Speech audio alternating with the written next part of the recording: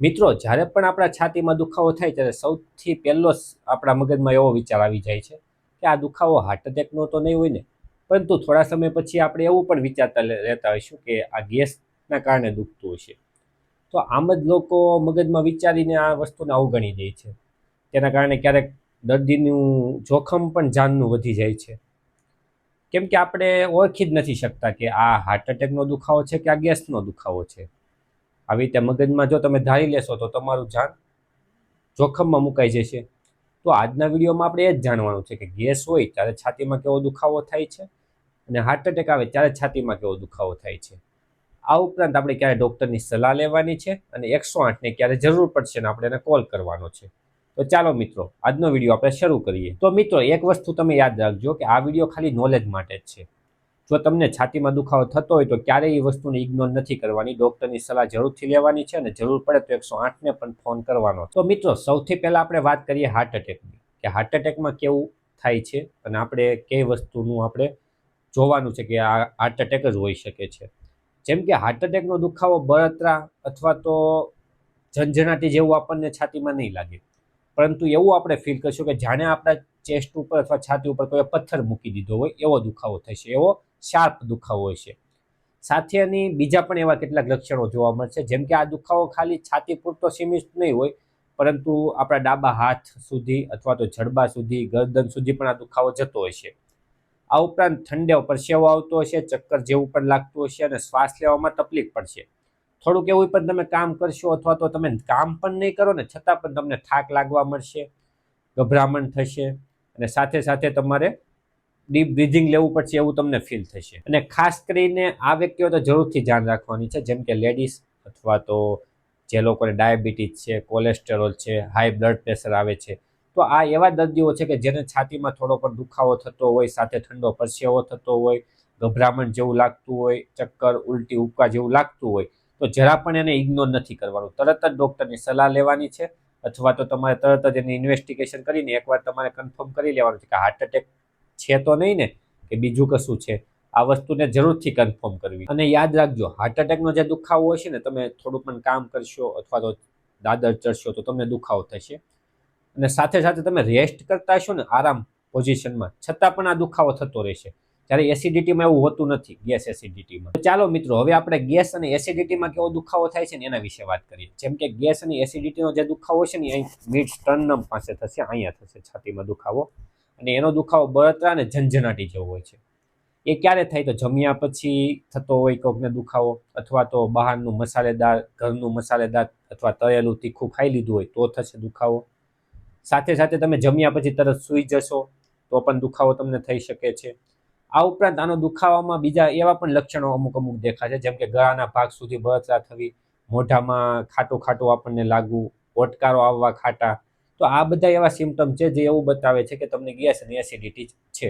સાથે અમુક લોકોને માથું પણ દુખી શકે છે ગેસ એસિડિટીમાં, પરંતુ તમને ઓટકાર આવે છે અને છાતીમાં દુખાવો થાય છે તો એનો મતલબ એવો ખાલી નથી થતો કે એસિડિટી પણ હોય. કોઈક એવા લોકો પણ છે કે જેને હાર્ટ એટેક હોય અને આવી રીતે ઓટકારો પણ ખાટા આવતા હોઈ શકે છે.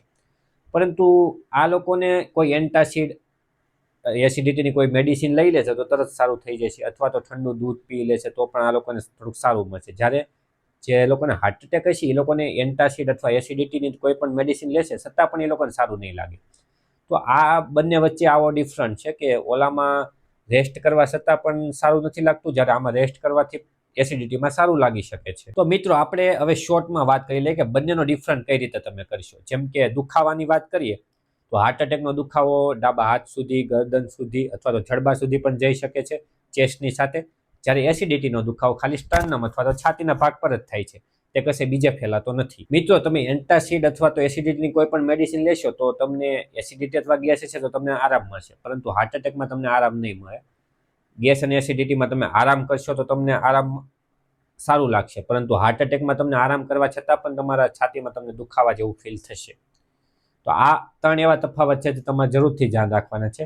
સાથે સાથે હાર્ટ એટેકમાં તમને ખબર જ છે કે આપણે પરસેવો જોવા મળશે, ગભરામણ, શ્વાસ લેવામાં તકલીફ થવી, ઉલટી ઉપકા જેવી પણ સમસ્યાઓ તમને હાર્ટ એટેકમાં જોવા મળશે, જ્યારે આપણે એસિડિટી અથવા ગેસમાં આ બધી વસ્તુ તમને નહીં જોવા મળે. મિત્રો, એક વસ્તુ તમારે ધ્યાન રાખવું, ક્યારે પણ આ બે વસ્તુમાં કન્ફ્યુઝન ના થવું. જો તમને એવું લાગતું હોય કે હું કન્ફ્યુઝ છું કે હાર્ટ એટેક છે કે એસિડિટી છે, ગેસ છે, કોઈ આપણને ખબર નથી પડતી, તો તરત જ ડૉક્ટરની સલાહ લેવાની છે. ભલે તે એસિડિટી હોય કે નાનો એવો કોઈ રોગ હોય, એટલો બધો મોટો ન હોય, છતાં પણ ડૉક્ટરની સલાહ જરૂરથી લેવાની છે. ક્યારે પણ કન્ફ્યુઝ નથી થવાનું આ બાબતે. જો તમે કન્ફ્યુઝ થશો, જો હાર્ટ એટેકની સમસ્યા હશે, તો તમે આ વસ્તુને અવગણી નાખશો, તમને ખબર પણ નહીં પડે અને આગળ જતા તકલીફ કરી શકે. તો ક્યારે તમારે ડૉક્ટર પાસે અથવા તો 108ને કોલ કરવાનો છે એ હવે જણાવી દઉં કે તમને છાતીમાં દુખાવો થાય છે, એક ધારો શરૂઆત જ રહી છે, અથવા તો આવ્યા કરે છે, જાય છે, આવ્યા કરે છે, આવું સખત 5 મિનિટ સુધી થાય છે, તો તમારે નથી અવગણવાનું.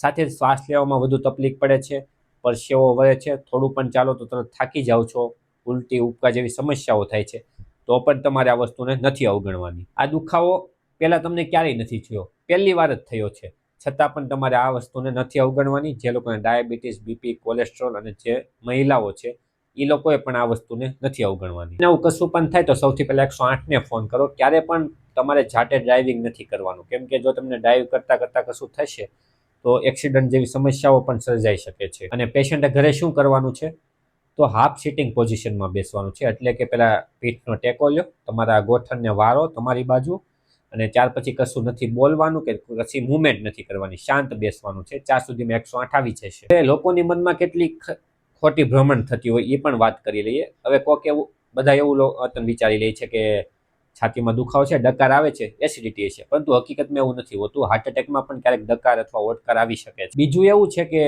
દુખાવો થોડો સમય થાય છે, પછી બંધ થઈ જાય છે, પાછો થોડો સમય થાય છે, બંધ થઈ જાય છે. તો શું આ લોકો એવું વિચારી લેશે કે ઘડીક જ થાય છે ને, બહુ વધુ નથી થતું, પરંતુ આ દુખાવો વધુ ખતરનાક હોઈ શકે છે. ત્રીજું એવું છે કે અમુક લોકો એવું વિચારે કે આપણે ઓઇલનો મસાજ કરીશું ચેસ્ટ પર તો આપણને આરામ મળશે, પરંતુ હકીકતમાં એવું નથી હોતું. એનું કારણ છે કે હાર્ટ એટેકમાં શું થશે કે જે આપણા હૃદયના મસલ્સ છે એના સુધી ઓક્સિજન નહીં પહોંચતો હોય, કેમ કે કશો ફ્લો અટકી જશે, ક્લોટ આવી જશે એના કારણે. તો હાર્ટના મસલ ધીમે ધીમે મિનિટના સાથે બંધ પડતા જશે અથવા મરતા જશે, અને છેલ્લે કશું પણ નહીં રહે તો હાર્ટ એટેક આવી જશે અથવા તો તમારું હૃદય બેસી જશે. તો આ વસ્તુ તમારે એવું મનમાંથી વિચારી લેવાનું કે હું ખાલી માલિશ કરી દે અથવા મસાજ કરી દે તો આ વસ્તુ સારું થઈ જશે, એવું ક્યારેય વિચારવાનું નથી. એના બદલે તમે ઇમરજન્સી કોલ અથવા ડૉક્ટરની સલાહ તમારે જરૂરથી લઈ લેવાની. તો મિત્રો, હવે આપણે એ જાણીએ કે આ બંને વસ્તુથી આપણે બચવું હોય તો પહેલાં શું આપણે ધ્યાન રાખવું જોઈએ. તો હાર્ટ એટેકને આપણે વિચારીએ તો હાર્ટ એટેકથી બચવું હોય તો તમારે ડેઇલી પૂરતી ઊંઘ કરવાની છે, 7 થી 8 કલાક, પૂરતું પાણી પીવાનું છે, સાથે તમારે એક્સરસાઇઝ કરવાની છે. પછી તમે સાયકલિંગ કરો અથવા તો કાર્ડિયો કરો, જીમમાં જાઓ, મેડિટેશન, યોગા, આ બધી વસ્તુ તમે કરી શકો છો. આ ઉપરાંત તમારે જે બહારનું ઓઇલી ફૂડ, ફાસ્ટ ફૂડ અથવા તો તીખું તળેલી વસ્તુઓ જે મળે છે એ તમારે અવોઇડ કરવાની છે. જો તમને ખાવાની ઈચ્છા થતી હોય તો ઘરે બનાવીને તમે ખાઈ શકો છો, પરંતુ જે વસ્તુમાં વધુ ફેટ રહેલું છે આ વસ્તુને તમે ઇગ્નોર કરો, એને વધુ તેના ઉપર ફોકસ ના રાખો. અને ઉપરાંત તમારે એસિડિટીથી જો બચવું હોય તો બજારમાં મળતું તીખું તળેલું આનાથી દૂર રહો, અથવા કોઈ એવી ખાટી વસ્તુઓ કે જેના કારણે અંદર એસિડનું પ્રમાણ વધી જાય તો આ વસ્તુથી પણ તમે દૂર રહો. જે વસ્તુથી ગેસ થતી હોય, તમને એલર્જી હોય કે આ વસ્તુ ખાવાથી મને ગેસ વધી જાય છે, તો એ વસ્તુને કાયમ માટે તમારે બંધ કરી દેવી જોઈએ. તો મિત્રો, ફરીથી તમને એકવાર કહી દો, હાર્ટ એટેકમાં છાતીમાં દુખાવો, બધી બાજુ જશે દુખાવો, જેમ કે હાથમાં, જડબા પર, શ્વાસ લેવામાં તકલીફ, ઉલટી ઉપકા થવા અને ઠંડો પરસેવો. અને હા મિત્રો, ગેસ એસિડિટીમાં જમ્યા પછી બળતરા થશે અને એન્ટાસિડ લેવાથી સારું લાગશે. તો મિત્રો, આ વિડીયો તમારી માટે નોલેજ સાબિત કરી શકે છે કે તમારે આ બંને માટે ડિફરન્ટ કઈ રીતે કરવું. પરંતુ છાતીમાં દુખાવો થતો હોય તો ક્યારે પણ તમારે અવગણવાનો નથી. ભલે તે એસિડિટી હોય તો પણ ડૉક્ટરની સલાહ એકવાર જરૂરથી લઈ લેવી. જરૂર પડે તો આગળ ઇન્વેસ્ટિગેશન જરૂર કરાવવા. અને જો મિત્રો તમને આ વિડીયો ઉપયોગી સાબિત થાય તો લાઇક, શેર અને કોમેન્ટ કરો. તમારા ફેમિલી ફ્રેન્ડને પણ શેર કરો, કેમ કે એ લોકો માટે પણ આ વિડીયો સાબિત થઈ શકે છે, લાઈફ માટે જરૂરી છે બધાને.